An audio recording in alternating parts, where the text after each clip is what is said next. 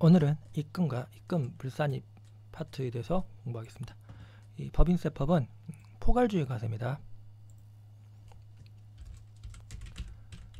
법인세법은 포괄주의 과세다. 그러니까 법전에 열거되지 않은 항목도 과세한다는 겁니다. 소득세법은 열거주의. 그러니까 법전에 열거된 항목만 과세한다. 이 두 개가 차이가 있다는 겁니다. 그러니까 법인세법은 순자산을 증가시키는 거래로 발생한 수익, 예를 들어서 매출 같은 거 있죠. 매출하면은 매출 채권이 발생한다. 이런 거 전부 입금입니다. 매출 항목은 입금. 여기 보시면 법인세법은 포괄주의로 과세하고 있다. 순자산 증가시키는 거래로 발생한 수익은 입금이다. 세법에 열거되지 않은 것도 과세한다. 소득세법은 열거주의입니다. 열거된 것만 과세한다. 그러니까 소득세법 같은 경우는 열거되지 않은 것, 예를 들어서 뭐 정신적 피해 보상금 이런 거는 과세하지 않는다는 겁니다. 다만 이자소득과 배당소득은 유형별 포괄주의로 과세한다 라는 겁니다.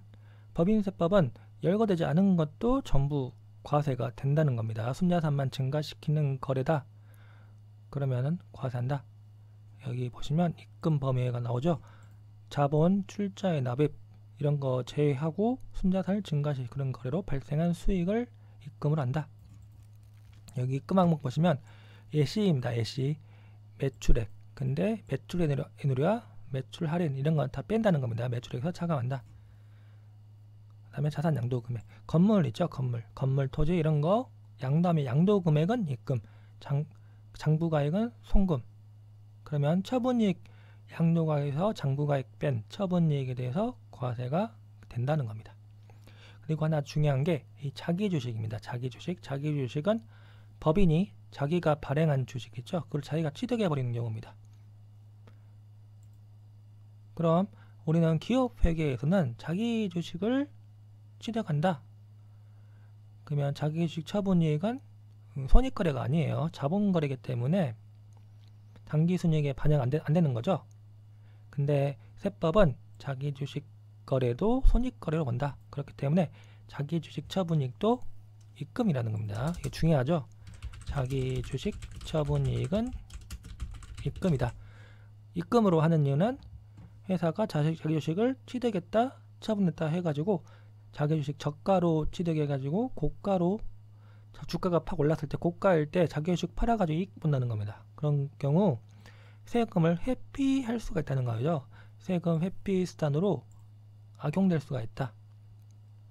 자기주식 취득했다, 처분했다 해가지고 세금을 자기 마음대로 안 낼 수가 있다는 거예요. 그렇기 때문에 자기주식 처분이익도 입금 항목입니다. 근데 또 하나 중요한 게 자기주식 소각이익 있죠. 이거는 감자차익 일종이므로 입금 불산입니다. 자기주식 처분이익은 입금, 자기주식 소각이익은 입금 불산입.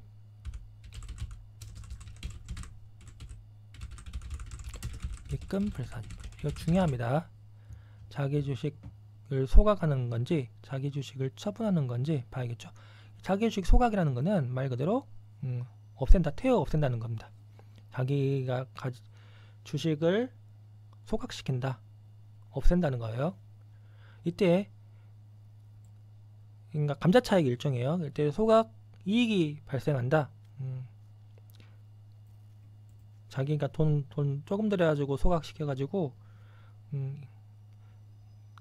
감자차익 같은 게 자기주식 소각액, 그러니까 감자차익 같은 게 발생해도 이거는 입금 항목이 아닙니다. 입금 불산 항목이니까 자본잉여금으로 계산한 경우 세무조정하지 않는다.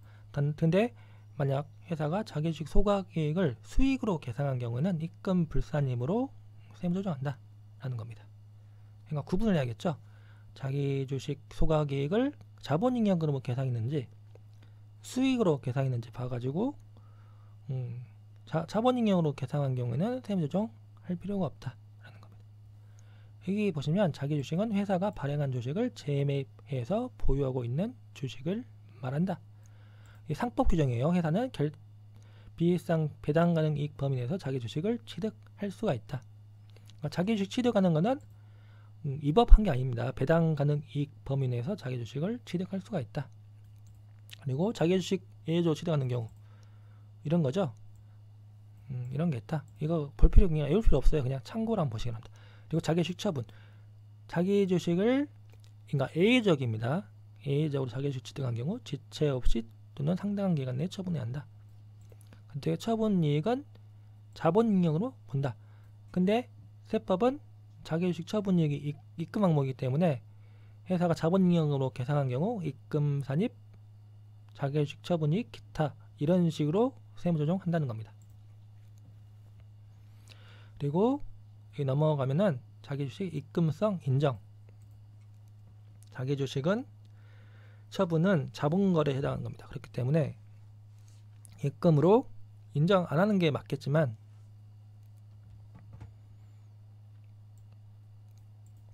자기 주식 처분 이익에 대해서 과세한다. 그 이유는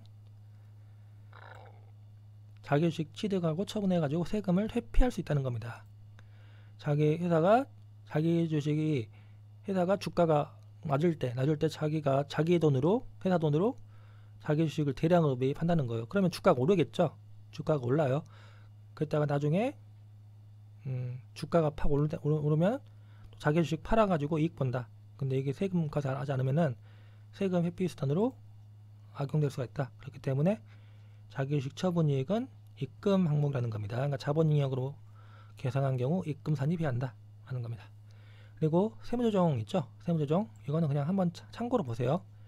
그러니까 세무조정 어차피 송금 산입, 입금 산입 마이너스 100 플러스 100 하면 0이죠. 그러니까 이게 세무조정 자체가 중요한 건 아닙니다. 그냥 한번 참고로 보시기 바랍니다. 만약 시험에 나온다면은 2차에서 자기 주식 관련해 가지고 세무조정 하라고 나올 수도 있는데 거의 나온 적은 거의 없습니다. 그리고 이 문제 보시면 당기순이익이 1억 원이고 법인세 비용은 1,500만 원이다. 이 법인세 비용은 송금 불산 항목이에요. 당기순이익은 법인세 비용 차감 후 이익이죠. 법인세 비용 차감한 후 이익.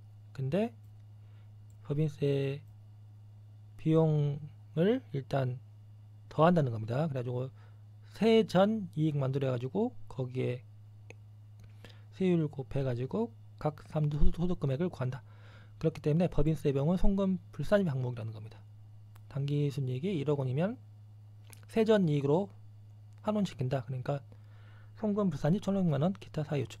그리고 자기 주식 처분이익과 자기 소각이익을 자본잉여로 계산했다.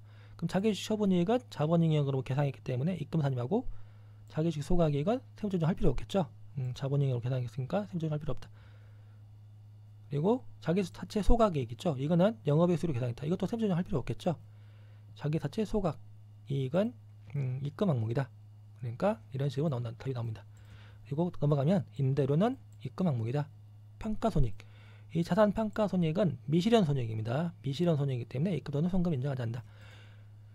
그러니까 그 주식을 주가가 500원에 샀는데 기말에 800원이 됐다. 그럼 300원만 골랐지만 이 사람은 주식을 판 게 아니에요. 미실현 손익이죠. 나중에 주식을 팔았는데 그때 뭐 다시 또 400원으로 바뀔 수도 있고 그렇기 때문에 미실현 손익은 입금 또는 송금 인정하지 않는다 라는 겁니다. 유가증권 평가 방법은 원가법이다. 그러니까 취득원가 있죠. 취득원가로 인식한다.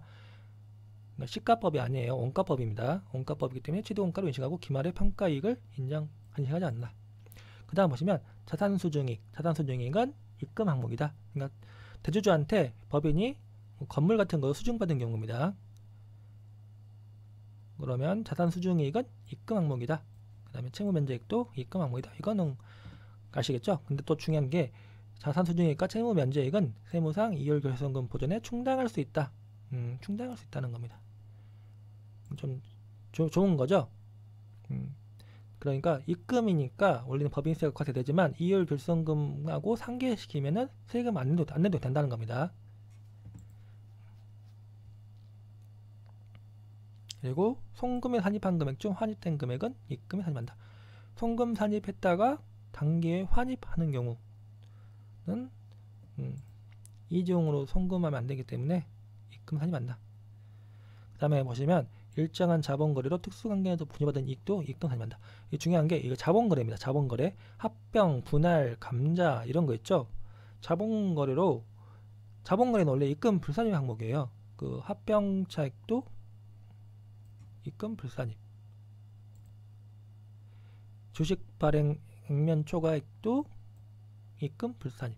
그러니까 자본거래는 이익금 불산입 항목인데 이 특수관계인으로부터 자본거래로 분해받은 이익 있죠. 이거는 입금으로 본다. 이거는 나중에 그 부당이익 계산 부인 규정이 있죠. 거기에서 본다는 겁니다. 그러니까 이 부분도 중요합니다. 특수관계인으로부터 분해받은 이익. 이거는 중요하니까 나중에 배우게 깊이 있게 배웁니다. 그 다음에 특수관계에 대한 가지금 인정이자. 이것도 나중에 부당이익 계산 부인 규정에 배운다는 겁니다. 그러니까 넘어가세요. 넘어갑니다. 그 다음에 특수관계인 개인으로부터 유가증권 저가 매입액. 특수관계인 개인으로부터 유가증권 저가 매입액은 이익금이다.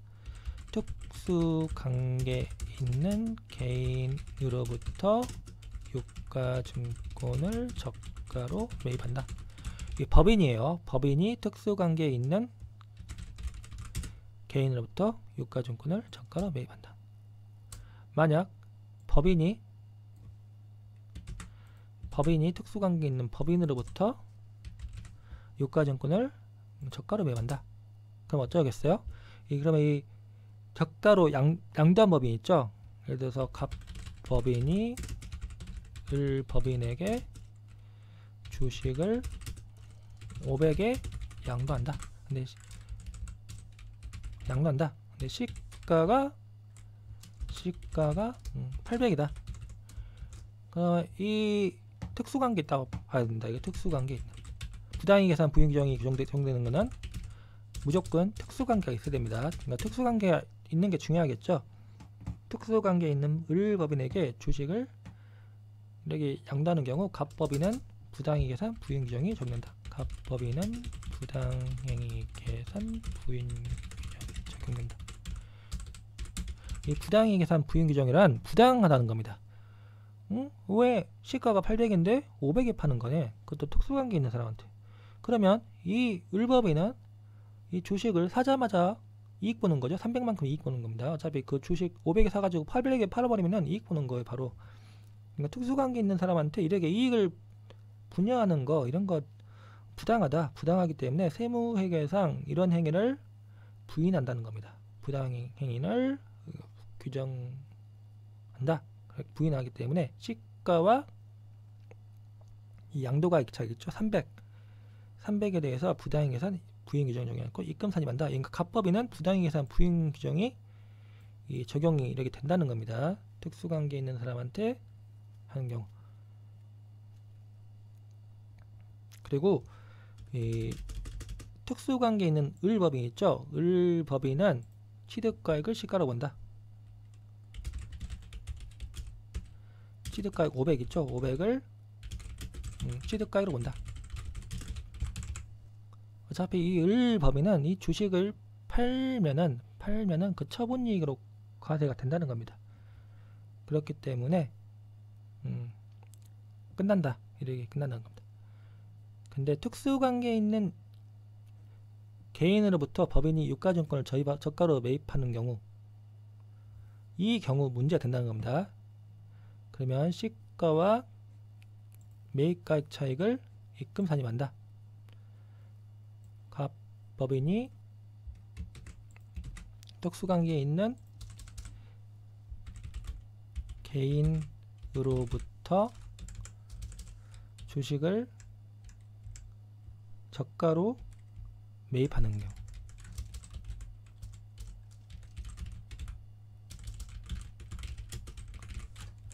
그러면 시가와 매입가액 차익 300이죠.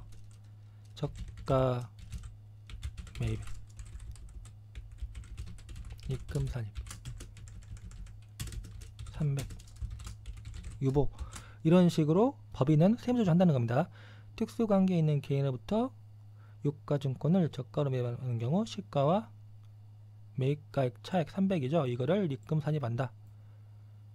그러니까 법인 갑법인이 법인으로부터 저가 매입하는 경우는 그 저가 매입액 500을 취득가액 인정하는데, 이 개인으로부터 저가 매입한다, 유가증권을 저가 매입하는 경우 매입가액과 시가액 차익을 입금 산입한다. 왜 그러면은 나옵니다. 입금 산입하는 이유. 이 개인이 대주주라고 생각하시면 돼요. 대주주가 특수관계 있는 법인한테 무상에 가까운 저가로 주식이죠. 주식을 넘기는 거예요.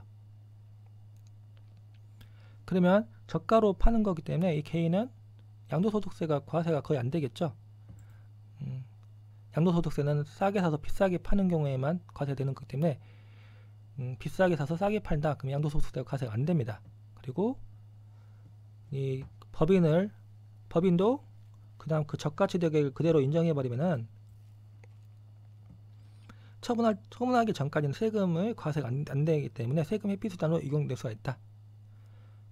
어차피 이 주식을 넘기는 이유가 그 지배권까지 지배권 확보를 위해서 넘기는 거죠. 그렇기 때문에 이렇게 저가로 그러니까 자기 아버지가 아들 회사한테 주식을 저가로 이렇게 넘겨 버린다고 생각하시면 되겠습니다. 그러면 상속세 증여세 회피 수단으로 악용될 수가 있다. 그래서 이런 행위를 방지하기 위해서 특수관계 있는 개인으로부터 유가증권 시가보다 저가로 매입한 경우 매입가 시가와 매입가 차익은 입금 산입한다.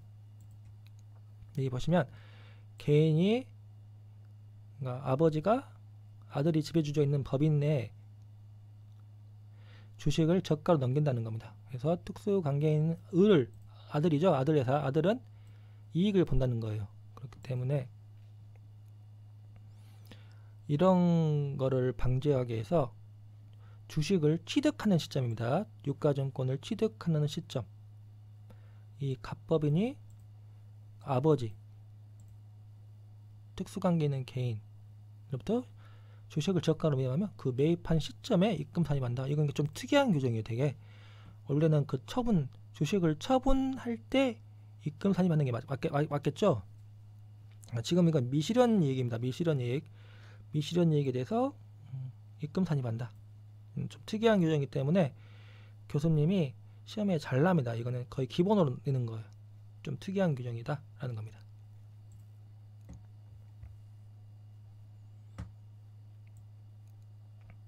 그러니까 개인이 특수관계 있는 개인한테 유가증권을 저가로 양도하는 경우 그 개인은 증여세가 과세된다. 그리고 법인이 특수관계 있는 법인에게 유가증권을 저가로 양도하는 경우 양도하는 법인은 부당이익 계산 부인 규정이 적용되어 입금 산입한다. 아시겠죠? 이 부당 행위 계산 부인 규정이 적용되는 경우하고 적용되지 않는 경우가 있다라는 겁니다.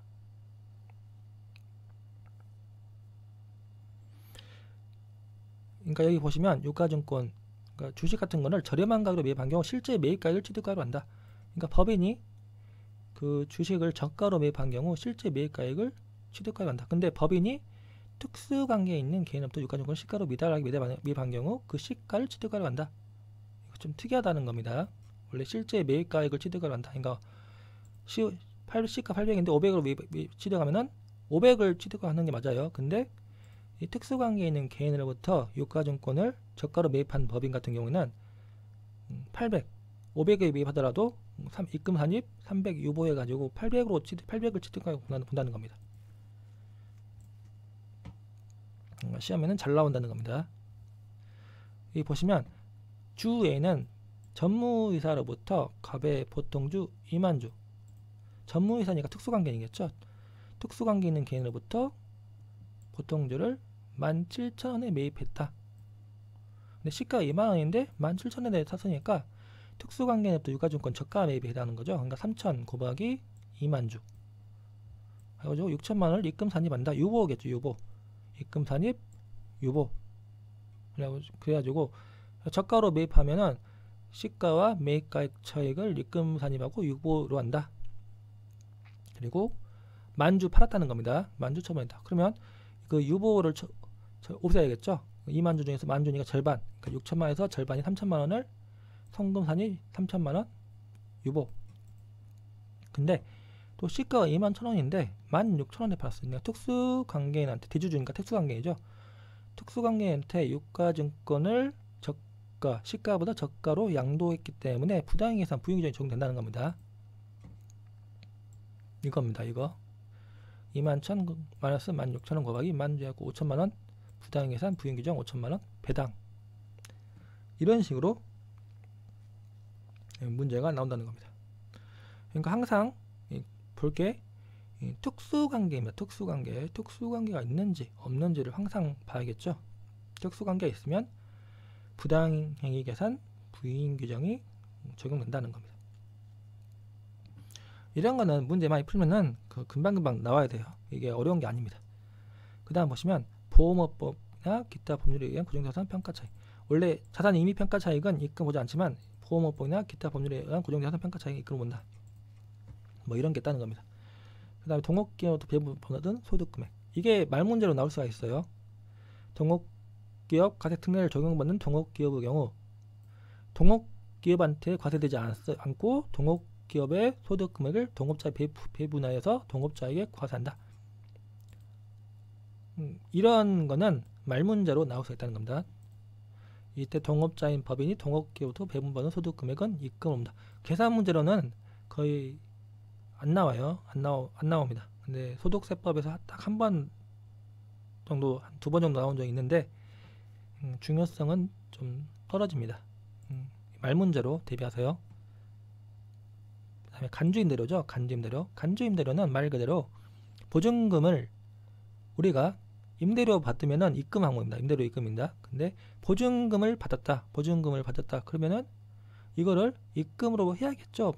그러니까 쉽게 생각해서 아파트를 아파트 보증금 5억이다. 근데 만약 임대로 하면은 연 보증금 2억에 100만 원. 근데 그냥 보증금 받으면은 5억, 4억 이런 식으로 임대에 놓죠. 근데 임대료는 입금인데 보증금 받은 거 그거는 입금이 아니라는 겁니다. 그러면 안 되겠죠.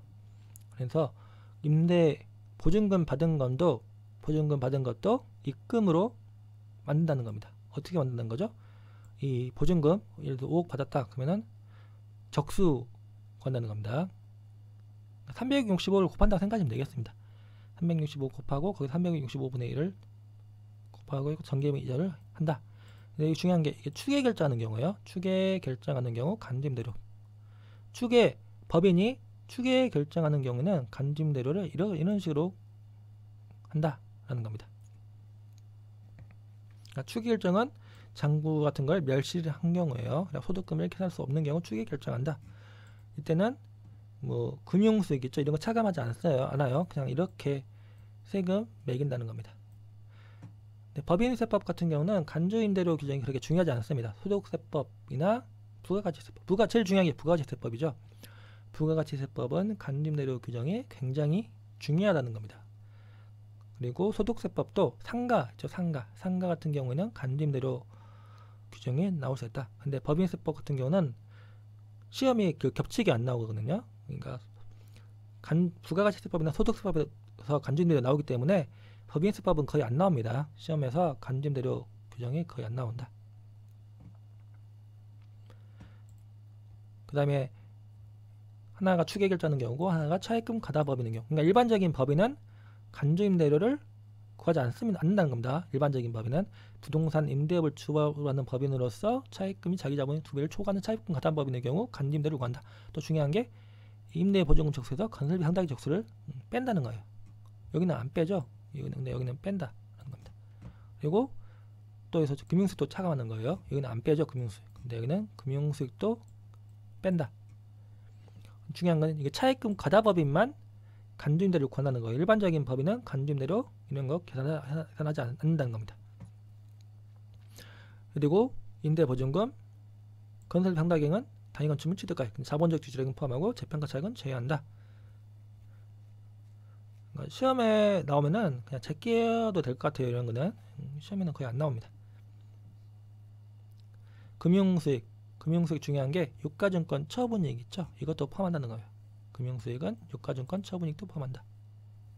이게 왜 특이하냐면은 소득세법 있죠. 소득세법은 유가증권 처분이익 이런 거는 고려하지 않습니다.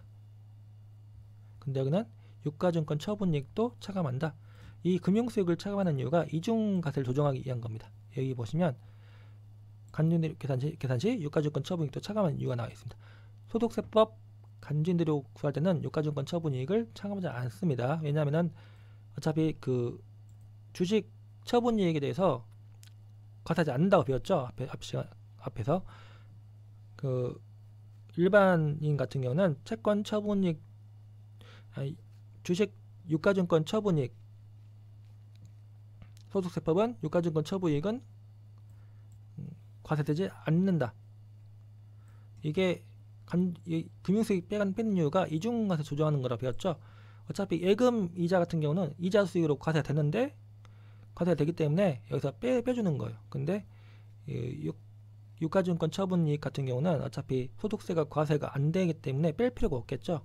이중과세 조정할 해줄 필요가 없기 때문에 금융수익에서 소득세법 같은 경우는 그 유가증권 처분이익을 금융수익으로 차감하지 않는다라고 생각하시면 되겠습니다. 이 법인세법은 유가증권 처분이익도 과세되므로 이중과세를 피하기 위해서 간주인대료 계산 시 유가증권 처분이익을 차감한다. 그리고 금융수익이 차감할 때 이게 발생주로 인식하는 겁니다. 우리는 앞 시간에 그 이자 수익 같은 경우는 약정일, 그러니까 거의 현금주의로 인식하죠. 그 수입 시기를. 근데 이 간주인대료 계산할 때 금융이자 차감하는 거는 발생주의로 뺀다라는 겁니다. 그러니까 미수이자도 차감한다. 좀 특이한 거죠, 이것도. 우리는 쉽게 생각하면 이거 현금주의로 생각할 수가 있어요. 현금주의로 금융수익을 현금주의로 빼는 게 맞지 않나? 라고 생각할 수가 있는데 이 간주인대료 계산할 때는 발생주의다. 발생주의로 인식해서 차감한다. 그러니까 미수이자도 빼버린다는 거예요. 이 간주인대료를 전세금 등 금융기관의 전세 보증금을 금융기관에 예치하면 이자 수익이 발생한다는 거죠. 그래서 이 금융수익 뺄 때도 발생주의로 뺀다 라는 겁니다. 좀 특이한 규정이다 라는 겁니다. 그리고 소득세법 간주임대료는 그 3주택 이상이죠. 그리고 보증금에서 3억 원 빼가지고 거기서 또 60%를 곱한다는 겁니다.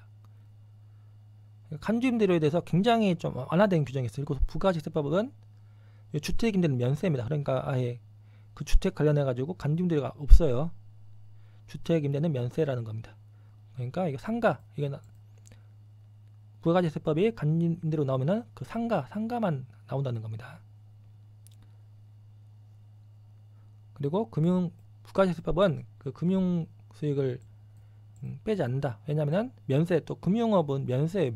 면세이기 때문에 빼지 않는다. 어차피 이 금융수익 차감하는 이유가 이중과세를 조정하기 위한 거다. 그러니까 한 번 과세한 걸 또 과세하면 안 되기 때문에 이중과세 조정을 하려고 간주임대료 계산할 때는 금융수익을 이렇게 뺀다는 거예요. 근데 이 금융업 거래는 면세이기 때문에 이중과세 조정할 필요가 없다라는 겁니다. 그렇기 때문에 금융수익을 차감할 필요가 없다. 이렇게 나온다는 겁니다. 확실하게 그러니까 중요한 게는 소득세법하고 부가세법이 중요하다. 근데 또 재밌는 게 부가세법은 주택임대가 면세이기 때문에 상가만 나온다. 그리고 소득세법 간주임대료도 거의 상가만 나옵니다. 주택은 잘 안 나와요. 왜냐하면 주택 간주임대료는 뭐 3주택 이상이고 또 여기서 3억 원 빼죠. 3억 원 빼고 또 60% 곱하고 이런 식으로 나오기 때문에 시험에는 거의 안 나온다고 보시면 되겠습니다. 상가는 확실하게 봐야겠죠. 이 상가 이 보증금에서 건설비 상당히 적소를 빼고 365분의 1 곱하고 정기임자라고 또 여기서 중요한 게 금융수익을 뺀다는 거예요. 금융수익을 뺄 때는 유가증권 처분이익은 고려하지 않는다. 왜냐하면 유가증권 처분이익은 어차피 주식이나 채권 처분이익은 과세되지 않는다는 거예요. 과세되지 않기 때문에 이거 빼는 이유 자체가 이중과세 조정하기 위한 건데 주식이나 채권 처분이익은 과세되지 않으니까 이걸 뺄 필요가 없다. 그러니까 차감하지 않는다 라는 겁니다. 아시겠죠? 의제배 대항은 다음 시간에 배우니까 넘어가고, 간접외국납부세액은 말 그대로 그 자회사 있죠. 내국법인의 자회사. 그러니까 베트남에 자회사가 있으면 그 자회사가 베트남 그 정부에 납부한 세금 있죠? 그 세금을 외국납부 세액공제 해준다는 겁니다. 근데 일단 입금 산입을 한다는 거예요. 간접 외국납부사액을 세액공제 받으려면 일단 입금 산입을 해야 한다. 근데 조세제역이 정하는 범위에서 이런 게 규정이 있다는 겁니다. 뭔가 자회사, 베트남에 있는 자회사가 그 베트남 정부에 납부한 그 법인세에 대해서 세액공제를 받으려면은 일단 간접 외국납부세액을 구해가지고 입금 산입한다 하는 겁니다. 그 다음에 손해배상금은 입금으로 본다. 국고보조금도 입금이에요. 국고보조금 입금. 다만 요건을 구비한 경우 일시상각 충당금, 압축기장 충당금을 통해서 과세를 이연할 수가 있어요. 아시겠죠? 입금 불산양국은 다음 시간에 배우겠습니다.